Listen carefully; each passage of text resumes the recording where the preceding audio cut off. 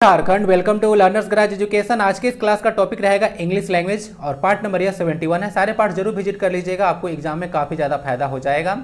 बाकी इसका पीडीएफ आपको टेलीग्राम में मिल जाएगा, तो वहाँ से आप लोग डाउनलोड कर लीजिएगा। अलग अलग लेक्चर को चेकआउट जरूर कर लीजिएगा, क्योंकि जेसीसी का प्रीवियस ईयर क्वेश्चन भी इसमें इंक्लूड किया गया है, अगर थ्रूली लेक्चर को चेकआउट कीजिएगा तो। बाकी क्वेश्चन जितने ज़्यादा प्रैक्टिस कीजिएगा उतना ही ज़्यादा आपके लिए अच्छा रहेगा। तो एसएससी के चैनल का लिंक होगा डिस्क्रिप्शन बॉक्स में, तो जाइए उसको ज्वाइन कीजिएगा और क्वेश्चन प्रैक्टिस कीजिए। ज़्यादा समय मैं नहीं लेता हूँ, टाइम पास नहीं करवाता हूँ, 20 मिनट में आपको 25 क्वेश्चन दे देता हूँ, तो प्रैक्टिस एक अच्छा हो जाएगा। जितने ज़्यादा प्रैक्टिस कीजिएगा कॉन्सेप्ट उतना ही ज़्यादा बिल्डअप हो जाएगा। तो आइए स्टार्ट करते हैं। पेपर में थोड़ा सा ध्यान से कीजिएगा, लाना तो 30% है बट निगेटिव मार्किंग है। ओके, तो आप लोग की तो हलवा होता होगा बहुत लोगों के लिए, लेकिन बहुत लोगों के लिए यह कष्टदायी भी होता है इंग्लिश ना। थोड़ा सा मेहनत कीजिए भाई, बिना मेहनत के कुछ नहीं होता है। मैं बार बार ये चीज़ कहता हूँ, किसी का कोई चीज़ ठीक हुआ है तो उसके लिए वह दिन रात मेहनत किया है तभी जाकर ठीक हुआ है, अदरवाइज ऐसे ही हवा में बातें करने से कुछ नहीं होता है। बाकी इस क्वेश्चन का आप लोग आंसर दीजिए। आइए स्टार्ट करते हैं। Identify the misspelled word. इसका गलत वर्ड कौन है वह बताना है। विलफुल लिखा हुआ है, वांट ऑन लिखा हुआ है, वियर्ड और वेयर एवर लिखा हुआ। आंसर इसका डी हो जाएगा, वेयर एवर इसका गलत है।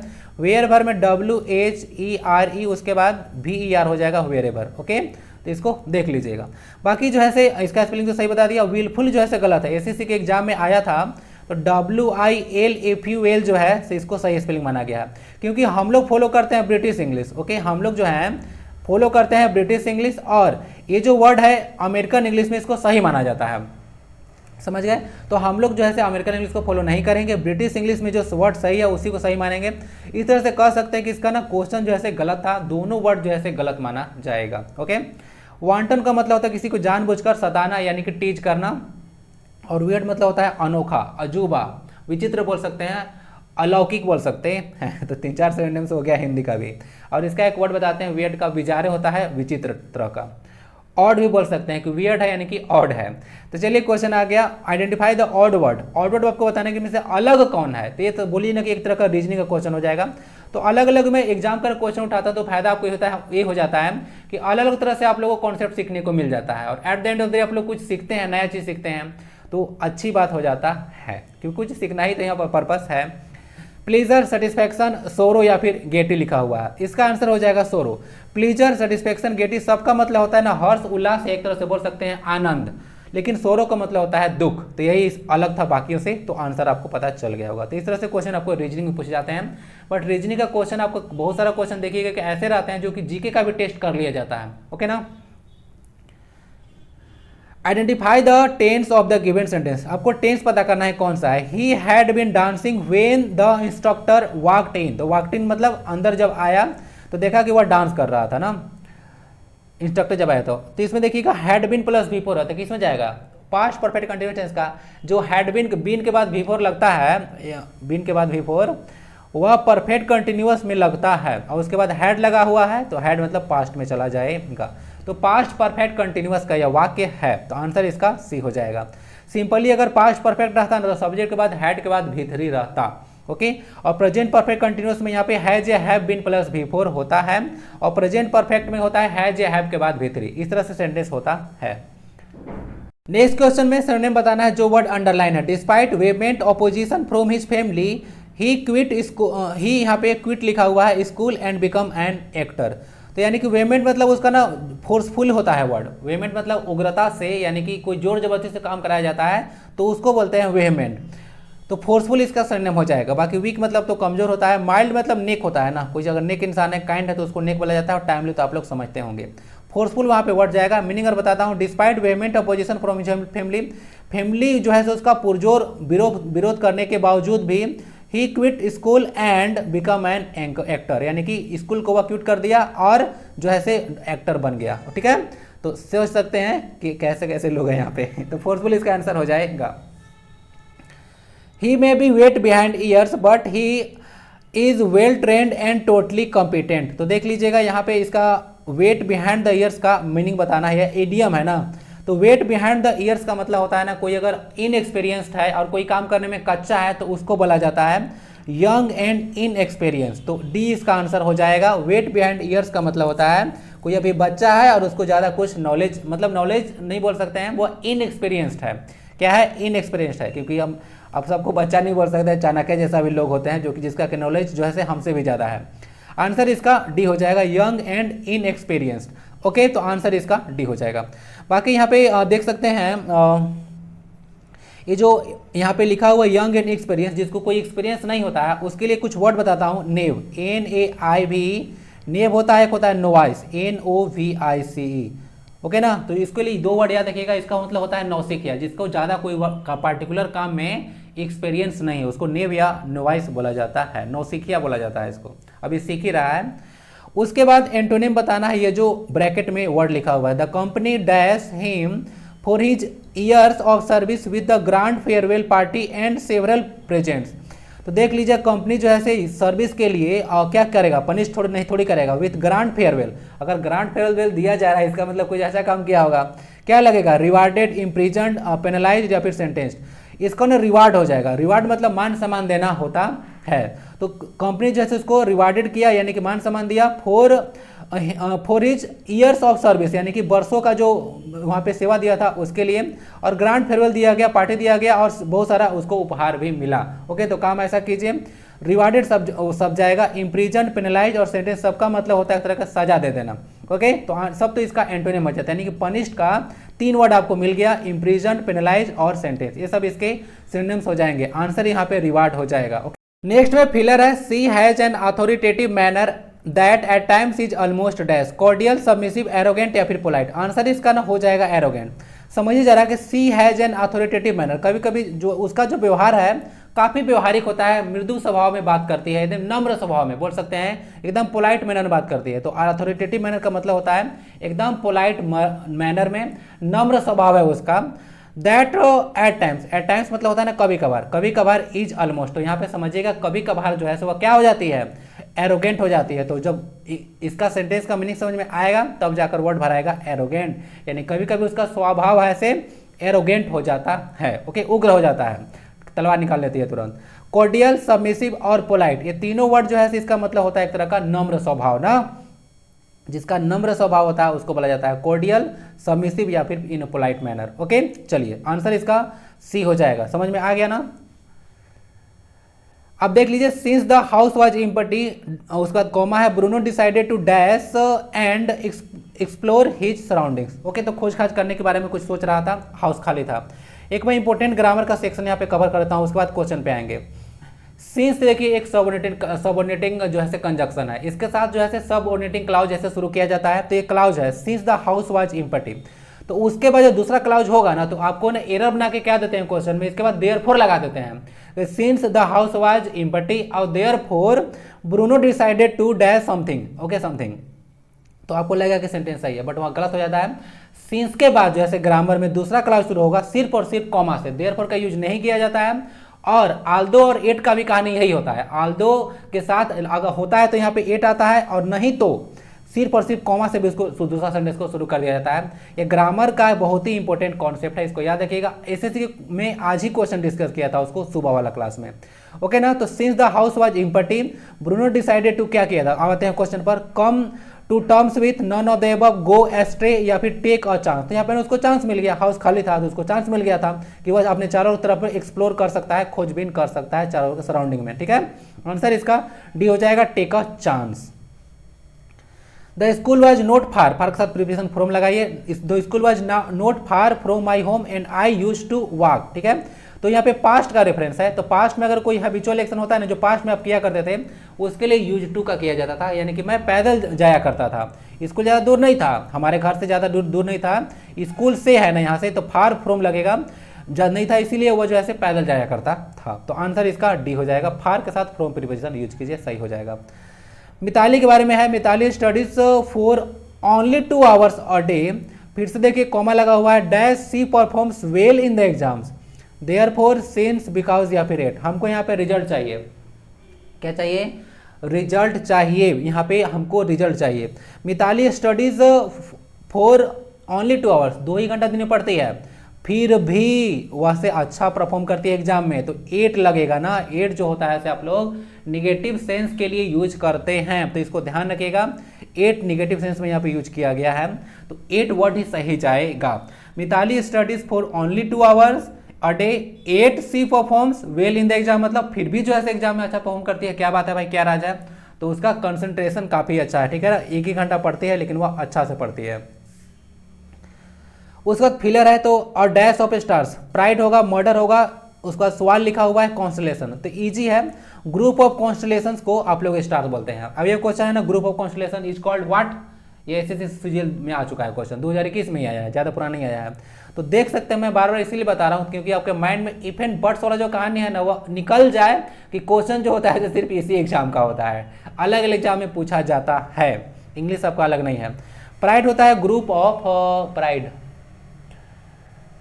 ग्रुप ऑफ लायंस को ना प्राइड बोला जाता है, ग्रुप ऑफ लायंस को प्राइड बोला जाता है। ग्रुप ऑफ क्रोज को मर्डर बोला जाता है। सॉल देखिए एक ऐसा जगह होता है ना जहाँ पे पानी ज़्यादा नहीं होता है, जो जहाँ पे सैलो वाटर होता है, place where there is shallow water, उसको सॉल बोला जाता है। कॉन्स्टलेशन तो इसका आंसर हो ही गया। इसको तैयार कर लीजिएगा करेक्टली इनकरेक्टली स्पेल्ड वर्ड के लिए, क्योंकि यहाँ पे डबल ए लगा हुआ है, तो इसको फंसा सकता है आपको ना, कॉन्स्टलेशन और लास्ट में आपका ए है न कि ई, इस तरह से क्वेश्चन बनता है। ओके, तो ग्रुप ऑफ लायंस को प्राइड बोला जाता है, ग्रुप ऑफ टाइगर्स को स्टिक बोला जाता है, ग्रुप ऑफ फिश को स्कूल बोला जाता है, ग्रुप ऑफ जिराफ को टावर बोला जाता है, ग्रुप ऑफ एंट को कॉलोनी बोला जाता है। और क्या बताओ, और तो बहुत सारा ग्रुप होता है, अभी तो अचानक माइंड पे भी नहीं आएगा अगर याद करने बैठे तो। हाँ, ग्रुप ऑफ पार्लियामेंटेरियन को ऑल बोला जाता है, उल्लू, ठीक है। चलिए फिल करना है, the man dash heavy losses in his investment, ripped, incurred, earned या फिर रेज। तो कोई चीज़ ना, अगर कोई चीज़ आप लोग नुकसान उठाते हैं तो वहाँ पे इनकर्ड वर्ड यूज किया जाता है। इसका हिंदी देखिएगा तो होता है कोई चीज़ उठाना, क्या होता है, कोई चीज़ उठाना या फिर सपोर्ट करना। यह उठाना का मतलब कोई लोड नहीं उठा रहे हैं, मतलब आपके साथ यह घटित हो गया, कोई चीज़ घटित हो जाना, यानी कि वो चीज़ आप उठा रहे हैं, तो उस केस में इनकर्ड हो जाता है, वो काफ़ी ज़्यादा उसको लॉस का सामना करना पड़ा, यानी कि लॉस हो गया, उस केस में मैं यूज कर रहा हूँ। The man incurred heavy losses in his investment, काफ़ी उसका इन्वेस्ट में नुकसान झेला था, तो झेलना एक तरह से वर्ड यूज कर सकते हैं इनकर्ड। Okay, darkness spied like ink and began to spread at everything. देखिए इसमें आपको ना एरर पता करना है, किस वाला पार्ट में एरर है। तो स्प्रेड एट जो है से एवरीथिंग लगा है, यहाँ पे गलत है। अगर मान लेते हैं कि डार्कनेस ऐसे कहीं चारों ओर इन्वायरमेंट में फैलेगा, ना कि कहीं कोई चीज पर फैलेगा, तो darkness spread like ink, ink की तरफ फैला, और एंड बिगेन टू स्प्रेड, यहाँ पे लिखा हुआ है स्पाइड, मतलब एक तरह से बोल सकते हैं कि वहां से लीक किया, ठीक है, डार्कनेस स्प्रेड लाइक इंक के जैसा लीक किया और फैलने लगा, एवरीथिंग नहीं एवरीवेयर, हमको यहाँ पे ना प्लेस चाहिए न कि कोई और। तो बिगेन टू स्प्रेड एवरीवेयर होगा, एट एवरीथिंग को हटाइए और एवरीवेयर यूज कर दीजिए, सेंटेंस ग्रामेटिकली करेक्ट हो जाएगा। और एक क्वेश्चन में जहां से उठाया था, यह क्वेश्चन शायद सीएचएसएल में पूछा जा चुका है ना, इसको देख लीजिएगा, स्प्रेड एवरीवेयर हो जाएगा, एवरीवेयर वर्ड यहाँ पे सही जाएगा, हमको यहाँ पे एक प्लेस यूज करना है ना कि कोई थिंग। क्वेश्चन में आपको देखिए यहाँ पे Seema said to her daughter don't go near the well, तो इसको डायरेक्ट इंडायरेक्ट में इसको कन्वर्ट करना है, तो क्या बनेगा, सेड टू को टोल्ड में कन्वर्ट करना है, और डोंट है ना, तो इसका बनाने का दो तरीका होता है, या तो फॉरवर्ड वर्ड यूज किया जाता है तब उसमें नोट वर्ड नहीं आएगा, लेकिन थोड़ा सा इसको जो है अलग करके यहाँ पे यूज किया गया है। Seema told mother that don't go, D इसका आंसर हो जाएगा। सीमा वार्नड हर डाउटर, यहाँ पे देख लीजिएगा, यहाँ पे सेंटेंस लग रहा है कि यहाँ पे वार्न किया जा रहा है, Seema warned her daughter not to go near the well, तो वार्न किया कि तुमको वहां पे नहीं जाना है, तो 2+V1 लगता है, या निगेटिव आता है ना तो वहां पे नोट के बाद 2+V1 आता है इंपरेटिव सेंटेंस में, तो इसको देख लीजिएगा। Seema warned her daughter not to go near the wall, well, sorry well मतलब कुआं। फुल स्टॉप यूज करना चाहिए था, यहाँ पे सेंटेंस में नहीं किया गया, ऐसा थोड़ा बहुत प्रिंटिंग मिस्टेक हो जाता है, बट फुल स्टॉप लास्ट में यूज होगा। Despite of his efforts her couldn't get a decent job, इसमें एरर है यहाँ पे थोड़ा सा, क्वेश्चन में देख लीजिएगा, ही होना चाहिए। डिस्पाइट के साथ में ऑफ यूज नहीं किया जाता है, डिस्पाइट मतलब होता है के बावजूद, उसके साथ ऑफ नहीं लगता है, इन स्पाइट ऑफ के साथ लगता है। ये क्वेश्चन ना भर भर के देते हैं, या तो डिस्पाइट ऑफ दे देंगे या तो इन स्पाइट करके दे देते हैं, तो इन स्पाइट के साथ ऑफ लगता है लेकिन डिस्पाइट के साथ ऑफ नहीं लगता है, तो इसको ऑफ हटा दीजिए, सेंटेंस ग्रामेटिकली सही हो जाएगा। तो इसी पार्ट में एरर था, आपको पता करना था। ओके, बाकी डिसेंट यहाँ पे एडजेक्टिव है ना, इसको भी देखते चलिएगा, आपको सीधे सीधे पार्ट ऑफ स्पीच पूछ देते हैं कि यह जैसे कौन सा पार्ट ऑफ स्पीच है, नाउन है, प्रोनाउन, एडजेक्टिव है, जेएसएससी के वेरियस एग्जाम में जॉब यहाँ पे एक नाउन है, तो समझ लीजिएगा डिस्पाइट के साथ ऑफ यूज नहीं किया जाता है, इसका मतलब होता है के बावजूद, मीनिंग निकालिए, डिस्पाइट हिज एफर्ट्स, यानी कि मेहनत करने के बावजूद भी जो है, काफ़ी प्रयास करने के बावजूद भी उसको एक अच्छा जॉब नहीं मिल पाया। आपको सिनोनिम बताना है थ्रिफ्टी का, थ्रिफ्टी का मतलब होता है किफ़ायती, जो कि पैसा को ध्यान से खर्च करता है, केयरफुली खर्च करता है, आंसर इसका फ्रूगल हो जाएगा, किफ़ायती। ग्रांड रिजिड मतलब कठोर होता है, डिस्क्रीट मतलब सतर्क होता है ना, याद रखिएगा, डिस्क्रीट मतलब सतर्क होता है, और ग्रांड मतलब तो भव्य भी एक मीनिंग होता है इसका, अलग तरह से एक वर्ड का अलग अलग मीनिंग हो जाता है। इडियम का गिफ्ट ऑफ द गैप का मतलब बताना है, तो गिफ्ट ऑफ द गैप का मतलब होता है ना जो कि बोलने में काफ़ी ज़्यादा वैसे टैलेंटेड हो, उसको बोला जाता है have the talent to speak well. जो बोलने में काफ़ी ज़्यादा जो टैलेंट होता है उसको गिफ्ट ऑफ द गैप कहा जाता है। तो देख लीजिएगा, have the talent to speak well. Prosperity का एंटोनिम बताना है, तो प्रोस्पेरिटी मतलब कोई चीज़ क्या होता है, समृद्ध है आप लोग, आपके पास सब कुछ है, धन संपदा, तो इसका हो जाएगा एडवर्सिटी। एडवर्सिटी मतलब होता है कोई चीज़ बुरा सिचुएशन। क्लियर? ओके, चलते हैं फिर क्वेश्चन नंबर नेक्स्ट की ओर। एडवर्सिटी इसका मीनिंग हो जाएगा नोबिलिटी, एफिनिटी, सिंप्लिसिटी। ये सब जो है से बोल सकते हैं एक तरह का नेक इसका मतलब होता है ना, नोबिलिटी, एफिनिटी और ये जो सिंप्लिसिटी है सबका मतलब नेक होता है। नेक्स्ट एक सेंसर वर्ड है, इसका एंटोनिम बताना है। सेंसर मतलब होता है ना किसी का आलोचना करना, क्रिटिसाइज करना, तो आंसर इसका हो जाएगा सी, प्रशंसा करना। एंटोनिम पूछा गया ना कि सिनोनिम, सिनोनिम पूछा तो आंसर इसका बी होता है, क्योंकि इसका मतलब होता है प्रशंसा करना, डिस्ट्रक्ट मतलब होता है कोई चीज़ बर्बाद करना, और सेम मतलब तो शर्म होता है। तो सेंसर मतलब आलोचना करना होता है, हिट आउट करना होता है। एप्रोप्रिएट वर्ड इसमें भरना है। During the curfew the army was dash at the strategic locations, यानी कि जो इंपॉर्टेंट लोकेशन थे वहाँ पे आर्मी को तैनात किया गया था, तो उसके लिए वर्ड आता है डिप्लॉयड। एम्प्लॉयड नहीं, वो तो काम पर किसी को रखते हैं, ठीक है। और डिस्पर्स मतलब होता है किसी को तितर बितर कर देना, स्केटर करना, SCATTER। ओके, ये सब याद रख सकते हैं। नेक्स्ट क्वेश्चन में देखा जाए, यहाँ पे जो है से आपको पैसे में इसको कन्वर्ट करना है। She answered 50 questions in 1 hour. Okay ना, तो she answered 50 question in 1 hour. यहाँ पे सब्जेक्ट सिंपल पास्ट यानी कि सब्जेक्ट प्लस V2 है, तो कहाँ पे जाएगा इसका वाज या वेयर, कहाँ पे जाएगा नहीं कि क्या होगा, तो वाज वेयर, अभी माइंड में ना डायरेक्ट इनडायरेक्ट चलने लगा था, तो वाज वेयर के बाद भीतरी आएगा। जहाँ भी वाज या वेयर नहीं होगा उसको ऑप्शन को काट लिया जाए, तो 2 ऑप्शन तो ऐसे ही एलिमिनेट हो गया। बाकी यहाँ पे वेयर है, बाकी देख लेते हैं। 50 question were answered by her in 1 hour, या 50 क्वेश्चंस वेयर बीइंग आंसर्ड होगा। बीइंग आंसर तो नहीं होगा, क्योंकि वेयर बीइंग जो होता है कंटिन्यूअस में होता है, बीइंग जो वर्ड लगता है वह कंटिन्यूअस में लगता है, तो यहाँ पे ये नहीं होगा, तो आंसर इसका यही हो जाएगा। 50 क्वेश्चंस को उठा लिया जाए, इसके अकॉर्डिंग वेयर आएगा, उसके बाद answered V3 by her in 1 hour लगेगा। नेक्स्ट क्वेश्चन में करेक्टली स्पेल्ड वर्ड बताइए। फरवरी लिखा हुआ है, जनवरी लिखा हुआ है, अक्टूबर लिखा हुआ है, नवंबर लिखा हुआ है। इतना हल्का क्वेश्चन अगर पूछ दिया जाए तो क्या होगा इसमें भी लोग गलत कर देंगे। तो करेक्टली पूछा गया था, इनकरेक्टली पूछा तो ज़्यादा दिक्कत हो जाता। फरवरी का स्पेलिंग बहुत लोगों को पता नहीं होता है, FEBRUARY होता है। हमसे मत पूछिएगा, मुझे सब पता है, ठीक है। आप लोग बताइए, कुछ स्पेलिंग में पूछ रहा हूँ ना, इसका स्पेलिंग बताइए 40 का, उसके बाद ये 90 का बताइए, और ए वाला 90 बताइए। 3 स्पेलिंग मैं जानना चाहता हूँ आपसे, कमेंट उसमें लिखिए जरा, जाकर रिविजन कीजिए नहीं तो पता चला कि ये सब ही भूलते जा रहे हैं आप लोग ना। तो ये 3 स्पेलिंग हमको बताइए। 40 का, ये 40 है, अच्छा चलिए इसका ही बता दीजिए, इसका भी 14 का ही बता ही दीजिए। 4 बताइए आप लोग, 14, उसका 90 और 19, 4 स्पेलिंग मैं जानना चाहता हूँ आपसे, बताइए जरा, देखते हैं। यहाँ पे ना फरवरी का स्पेलिंग सही था ना, FEBRUARY होता है, इस बताता हूँ तो बोलिएगा इससे चला गया। जनवरी में JANUARY होता है, जनवरी, ठीक है। अक्टूबर में होता है OCTOBR अक्टूबर, और नवंबर में NOVEMBR होता है, ओके। सितंबर का SCPT होता है, EMBR। चलिए वन वर्ड सब्जेक्शन बताना है इसको। One who is difficult to please, जिसको प्लीज मतलब जिसको ना मनाना बोल सकते हैं, खुशामद करना काफी मुश्किल है, उसको फास्टिडियस बोला जाता है ना। जिसको मनाना काफी मुश्किल होता है उसको फास्टिडियस बोला जाता है। फेनेटिक मतलब होता है ना उन्मादी टाइप का, एक तरह का पागल इंसान आप बोल सकते हैं, कोई पार्टिकुलर चीज के पीछे जो है से पागल होता है, उसको बोला जाता है फेनेटिक। और फेटलिस्ट होता है, फेटलिस्ट ना,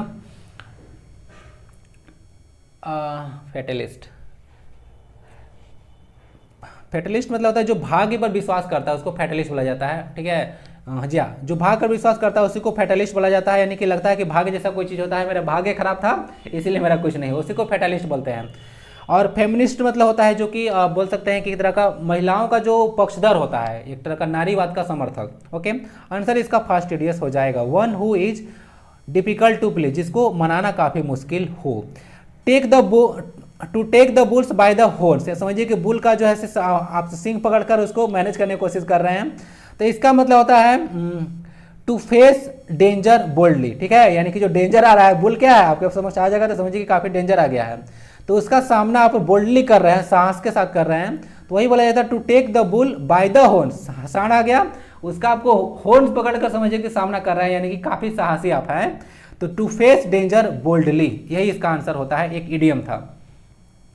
we are going to have pleasure, यहाँ पे देख लीजिएगा इसको ना, वी हैव प्लेजर हो जाएगा यहाँ पे, सेंटेंस इसको ऐसे यूज किया जाता है, we have pleasure in accepting your kind invitation, इस तरह से इसका यूज किया जाता है। We are going to have pleasure नहीं होगा, वी हैव प्लेजर यूज हो जाएगा, वी के साथ हैव आएगा और बाकी सब प्लेजर यूज किया जाता है इस तरह से, we have pleasure in accepting your kind invitation. That's it for this class. Video कैसा लगता है जरूर बताइएगा, एक लाइक, शेयर और एक सब्सक्राइब जरूर कर दीजिएगा। मिलते हैं फिर नेक्स्ट क्लास में। वंदे भारतम, जय हिंद।